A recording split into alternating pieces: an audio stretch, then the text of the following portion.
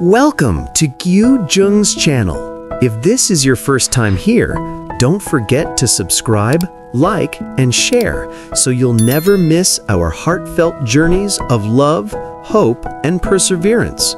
Today, we'll join Sung Luyen as she prepares to visit the elderly woman she helped a few days ago, the one who had fallen ill from heat stroke under the burning mountain sun. Morning has just begun, and the small village lies quietly beneath a pale blue sky. The sound of birds echo through the valley, mingling with the soft whisper of the wind brushing past the trees. Dew still clings to the leaves, sparkling faintly as the first golden rays of sunlight touch the ground. Before setting out, Sung Luyen begins her morning chores, something she never skips, no matter how busy the day might be. She picks up her old broom, worn smooth from years of use, and starts sweeping the yard. Each stroke of the broom is steady and patient. The dry leaves scatter and then gather again under her careful movements. The smell of dust and earth fills the air, blending with the crisp scent of morning.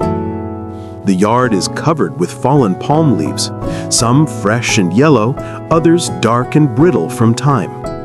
She gathers them into small piles, then turns to the corners of the yard where the ground is damp and the leaves have begun to rot. Those, she decides, must be burned before they spread mold or attract insects. A light breeze passes, rustling the trees and carrying the faint smell of wildflowers from the nearby hillside. Sung Luyen kneels down, arranges a few dry branches, and lights a small fire. The flame crackles softly at first, then grows stronger, licking through the pile of old leaves. Smoke rises in thin spirals, drifting lazily upward and curling into the bright sky. The morning light shines through the haze, painting the air with a gentle golden glow. She watches silently, her face calm and thoughtful. There's something peaceful about the sight. The quiet crackling of the fire, the slow dance of smoke, the warmth of the sun on her hands. Burning the leaves isn't just cleaning, it's part of her rhythm, her way of keeping her home cared for and pure. Next, Sung Luyen takes out her familiar woven bamboo basket and gently straps it onto her back. The morning sun glows softly on the path as she walks toward her small vegetable garden behind the house. Dew still clings to the green leaves, sparkling in the light. She bends down, carefully picking a few fresh vegetables, crisp lettuce, fragrant herbs, and some young mustard greens. Each handful is chosen with care, meant to bring warmth and nourishment to the elderly woman she's going to visit. With the basket on her back, Sung Luyen begins her journey to visit the elderly woman. The mountain path winds endlessly, twisting through fields of tall grass and clusters of bamboo that whisper in the wind. The sun climbs higher, casting warm light across the trail. After a long walk, she finally reaches the small wooden house at the foot of the hill. Everything around looks familiar. The clay pots, the wooden stool, the old tools leaning against the wall, all neatly placed, just as before. Sung Luyen gently pushes open the wooden door, and a faint creak echoes through the small, dimly lit room. The air inside is cool and still. On the old bamboo bed by the window, the elderly woman is lying quietly, her face pale and tired. A wet cloth rests on her forehead, but it's already dry.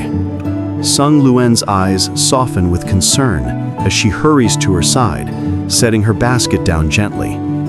She calls out softly, "Grandmother, it's me, Luyen. I came to see you."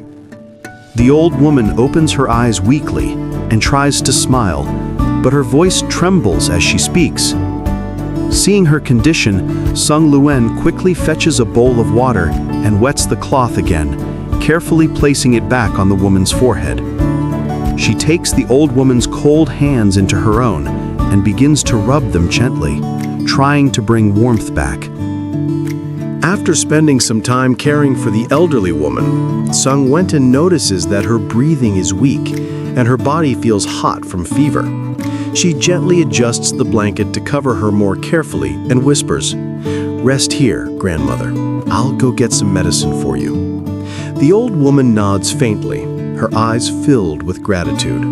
Sung Luyen gives her one more reassuring smile, then quietly gathers her things and steps outside. The sun has now risen high above the mountains, spreading a warm light across the valley. The air is filled with the sounds of birds and the distant murmur of villagers beginning their day. Sung Luyen tightens the strap of her bamboo basket and starts walking down the long, winding dirt path that leads toward the village center. Each step stirs up a bit of dust, but she walks quickly, knowing time is precious. As she passes through the familiar landscape, green rice terraces, small wooden fences, and streams glimmering in the sunlight, her thoughts remain with the old woman. "I hope she'll be all right," she murmurs quietly to herself. After a long walk, she finally reaches the small pharmacy at the edge of the village. Inside, the scent of herbs and medicine fills the air.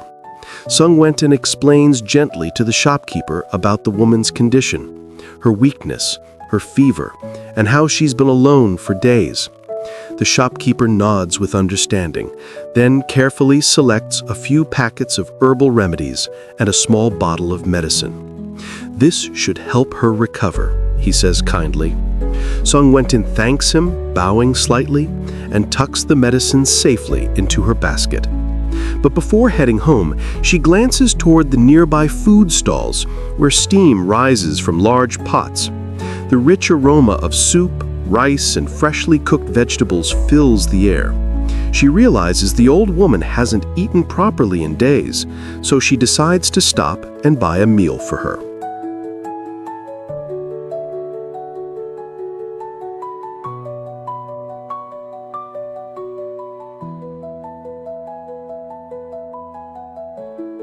When Sung Luyen finally returns to the small house, she's slightly out of breath, but relieved to see the elderly woman still resting peacefully. Setting her basket down, she quickly unwraps the food she brought and lays it neatly on a small tray. A bowl of warm rice, some vegetables, and a bit of fish stew. The comforting aroma fills the quiet room. She gently helps the old woman sit up, supporting her frail shoulders with care. "You should eat a little first," she says softly, smiling. "We need to fill your stomach before taking the medicine." The elderly woman nods weakly, her voice barely a whisper of thanks. Sung Luyen carefully feeds her each spoonful, making sure she eats enough to regain some strength. Only after seeing her finish the meal does she prepare the medicine, ready to help her take it safely. After the elderly woman finishes her meal, Sung Luyen carefully mixes the medicine with a cup of warm water. She sits by the bedside and hands it to her gently. "Here, grandmother, drink this slowly," she says softly, her voice filled with warmth. The old woman sips it little by little, her hands trembling slightly. When she finishes, Sung Luyen helps her lie back down, adjusting the pillow and pulling the blanket up to her chest. "Now rest," she whispers. "The medicine will start working soon." The elderly woman nods weakly, her eyes closing as she drifts into sleep. For a moment, the room is filled only with the quiet rhythm of her breathing and the sound of the wind outside, brushing against the bamboo walls.